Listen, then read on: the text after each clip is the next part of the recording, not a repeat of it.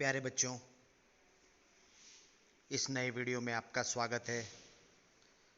आज हम स्नातक प्रथम वर्ष के द्वितीय प्रश्न पत्र के बाबत बात करेंगे। आज के वीडियो में हमारा विषय होगा प्रेम मार्गी धारा या सूफी काव्य।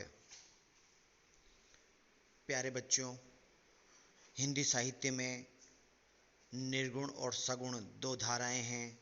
उनमें निर्गुण धारा में पहली धारा ज्ञान मार्गी और दूसरी धारा प्रेम मार्गी कहलाती है। प्यारे बच्चों, आज हम उसी प्रेम मार्गी धारा के बाबत बात करेंगे। प्यारे बच्चों, प्रेम मार्गी धारा को सूफी काव्य धारा भी कहा जाता है। यह सूफी काव्य निर्गुण भक्ति का एक ऐसा प्रतिमान प्रतिष्ठित करता है जिसमें इश्क मजाजी से इश्क हकीकी की ओर बढ़ने का आग्रह है। यह धारा प्रेम से परमात्मा प्राप्त करने की बात करती है। इस धारा को यदि हम बिल्कुल संक्षेप में समझना चाहें तो यह कहते हैं सूफी कवि कि केवल प्रेम मात्र से परमात्मा को प्राप्त किया जा सकता है। मलिक मोहम्मद जायसी के काव्य ने इस धारा को बहुत प्रतिष्ठा दी। इस धारा में महान काव्य का सृजन हुआ और अद्भुत रूप से रहस्यवाद के द्वारा साहित्य में नई बातों का समाहित किया गया।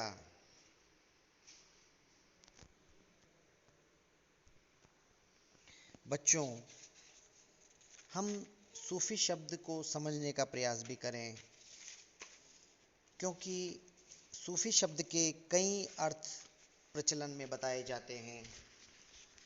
जैसे पहला अर्थ यदि हम ले तो सूफी का मतलब है अग्रिम पंक्ति में खड़े होने वाले लोग। इसका दूसरा अर्थ लिया जाता है कि मदीना की मस्जिद के सामने सुफ़ा यानी चबूतरे पर बैठने वाले लोग। इसका एक और अर्थ लिया जाता है सोफिया अर्थात ज्ञान दर्शन के ज्ञाता फकीर। एक और अर्थ में यदि देखें तो सफ़ा मतलब पवित्रता या शुद्धता का आचरण पालने वाले व्यक्ति। और नया अर्थ देखें तो अरब की सूफा नाम की जाति विशेष से संबंधित अथवा सुफ़ा नामक भक्ति विशेष से ताल्लुकात रखने वाले लोग। परंतु सभी शब्दों में से किसी को भी हम दावे के रूप में नहीं कह सकते। सबसे ज़्यादा जो अर्थ प्रचलन में है वो है सूफ अर्थात सफ़ेद ऊन, यानी सूफी फ़कीर सफ़ेद ऊन का मोटा वस्त्र पहनते थे और संसार से विरक्त होकर सादा सदाचारी जीवन व्यतीत करते थे। तो उनकी त्यागपूर्ण साधना में जीवन को देखकर ही उन्हें सूफी कहा जाने लगा। अब हम ये तो नहीं कह सकते कि कौन सा अर्थ सबसे ठीक है, मगर सूफी ऊन पहनने सफ़ेद ऊन पहनावे को ज़रूर हम सबसे नज़दीक इस अर्थ में ले सकते हैं। और बाकी सभी अर्थों में सूफी काव्य का कोई न कोई विशेषता को हम ज़रूर देख सकते हैं। अब बच्चों, हमें ये भी देखना है कि सूफी काव्य धारा में कौन कौन सी विशेषताएं हैं। सूफी काव्य में परमात्मा को प्रतीकात्मक रूप में प्रस्तुत किया गया है। इसमें परमात्मा को स्त्री रूप में माना जाता है और भक्त को पुरुष रूप में माना जाता है। भारतीय वेदांत के अंदर ये मामला ठीक उल्टा है। भारत में परमात्मा को पुरुष के रूप में देखा जाता है और भक्त स्वयं को स्त्री के रूप में, गोपिका के रूप में देखता है। जिसे कबीरदास जी कहते हैं दुल्हन गावो मंगल चार। परमात्मा पुरुष के रूप में, दूल्हे के रूप में आते हैं और भक्त दुल्हन के रूप में उनका इंतजार कर रहा है। मगर सूफी काव्य बिल्कुल इससे विपरीत अर्थ लेता है। वो परमात्मा को एक स्त्री की तरह देखते हैं। पद्मावत में मलिक मोहम्मद जायसी ने परमात्मा को पद्मावती की प्रतीक परमात्मा है, पद्मावती स्त्री है। इसकी बहुत सारी विशेषताएं हैं। पहली विशेषता यदि हम देखें तो सांस्कृतिक एकता का प्रयास। सूफी कवियों ने अपने प्रेमाख्यानों के माध्यम से हिंदू और मुस्लिम समाज में सांस्कृतिक एकता स्थापित करने का सक्रिय प्रयास किया था। उन्होंने हिंदू समाज की लोक प्रचलित कथाओं का चयन कर उनमें प्रेम रस घोला है, जिसमें ऐसे अनेक सामान्य बिंदु समाहित हैं जो दोनों वर्गों को एक ही रंगमंच पर उतार कर उनमें पारस्परिक सौहार्द एवं सद्भावना का संचार करने वाले हैं। ग्रामीण अवधी भाषा को दोहा चौपाई की परंपरागत प्रणाली में ढालकर उन्होंने दोनों वर्गों के लिए साधारणीकरण जैसी मन स्थिति उत्पन्न कर दी है, जिसमें किसी भी प्रकार की दरार पड़ने की संभावना नहीं है। दूसरी विशेषता यदि हम देखें, वो है प्रबंध कल्पना का चमत्कार। पद्मावत जैसा महाकाव्य जायसी ने लिखा है, सूफी काव्य की प्रबंध कल्पना अत्यधिक चमत्कारपूर्ण है। उसमें इतिहास और कल्पना का सुंदर तालमेल जम सका है। किसी भी उत्कृष्ट महाकाव्य के संबंध निर्वाह के लिए जो गुण अपेक्षित रहते हैं, उन्हें श्रृंखला की कड़ियों में पिरोकर सूफी कवियों ने उनमें संतुलन लाने तथा पूर्वापर कथा प्रसंग को जोड़ने का जो सत प्रयास किया है, वह सर्वथा उपयुक्त है। उनके कथा विन्यास का एक विशिष्ट क्रम है जो मंगलाचरण की प्रस्तावना से प्रारंभ होकर क्रमशः कथा प्रसंगों का सम्यक निर्वहन करने की पूर्ण क्षमता रखता है। अगली विशेषता बच्चों हम देखें तो वो है भाव व्यंजना का चमत्कार, सौष्ठव। भाव व्यंजना के क्षेत्र में सूफी काव्य का पर्दे उच्च कोटि का है। श्रृंगार के दोनों पक्ष, संयोग और वियोग के लिए वांछित उपकरणों, विभाव, अनुभाव और संचारी भावों की मनोवैज्ञानिक अवतारणा की जाने के कारण यह काव्य रस निष्पत्ति को चरम कोटि तक पहुंचा देता है। प्रेमी और प्रेमिका की मनोदशा के अनुरूप भाव व्यंजना का समावेश करते हुए सूफी कवियों ने उनके जो चित्र अंकित किए हैं, वे सामान्य श्रेणी के पाठकों के लिए तो हृदयग्राही हैं ही, किंतु उसके साथ साथ वे उच्च वर्ग के लिए भी किसी प्रकार से कम चित्त आकर्षक नहीं हैं। अगली बात यदि हम देखें तो सूफी काव्य की विशेषता है चरित्र चित्रण की उत्कृष्टता।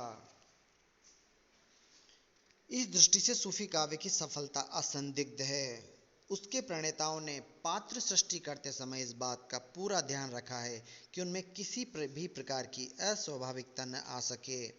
सभी पात्र अपने अपने स्थानों पर व्यवस्थित रहकर कथा सूत्रों को आगे बढ़ाने में अपनी भूमिका निभाते हैं।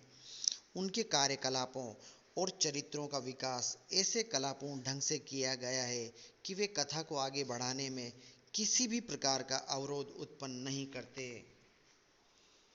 अगली विशेषता में हम देखेंगे लोक पक्ष का महत्व। इसे भी सूफी काव्य की एक सामान्य प्रवृत्ति कहा जा सकता है।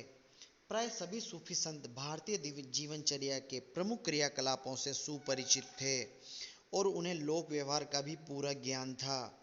उसके आधार पर उन्होंने दैनिक जीवन से लेकर विशेष अवसरों और सामाजिक समारोहों की समायोजना करते समय इस बात का पूरा ध्यान रखा है कि उसमें लोक पक्ष का कहीं पर भी हनन न हो और लोक प्रचलित परंपराओं तथा गतिविधियों के चित्रण में किसी भी प्रकार का अवरोध न आ सके।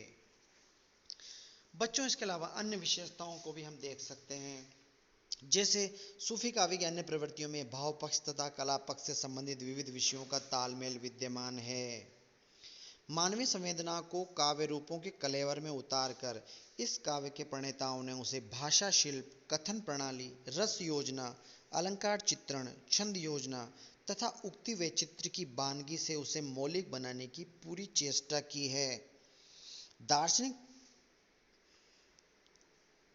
प्रतिपत्तियों को लोकवाणी में व्यक्त करने तथा उसे व्यावहारिकता के सांचे में ढालने की दिशा में भी वे पूर्णतः तत्पर रहे हैं।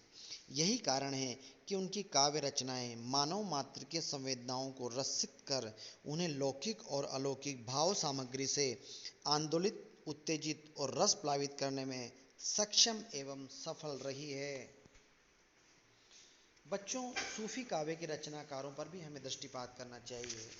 सबसे बड़ा नाम तो खुद मलिक मोहम्मद जायसी का है ही, जिन्होंने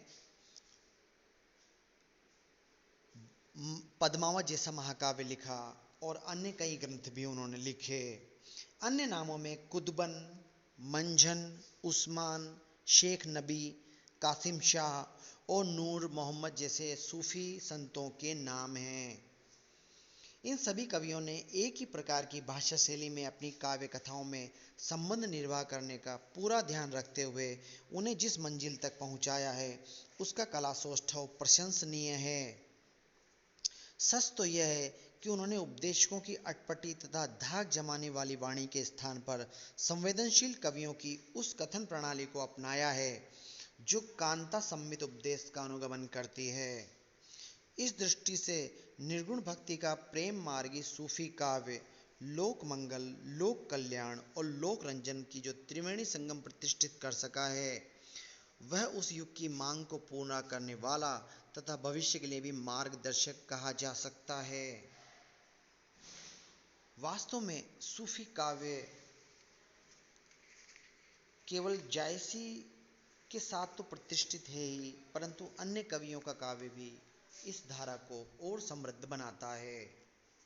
और अब हम बात करें निष्कर्ष तक पहुँचे तो यदि हम संक्षेप में कहें तो सूफी काव्य धारा का बुनियादी सिद्धांत यह है कि केवल प्रेम मात्र से परमात्मा को पाया जा सकता है। मलिक मोहम्मद जायसी इस धारा के सर्वोपरि कवि हैं। रहस्यवाद इस धारा की बुनियाद में स्थापित है। मुस्लिम कट्टरपंथियों के विरुद्ध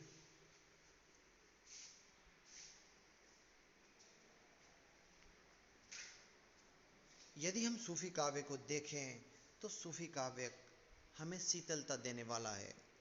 सूफी कवियों ने रहस्यवाद के द्वारा परमात्मा का चित्रण किया।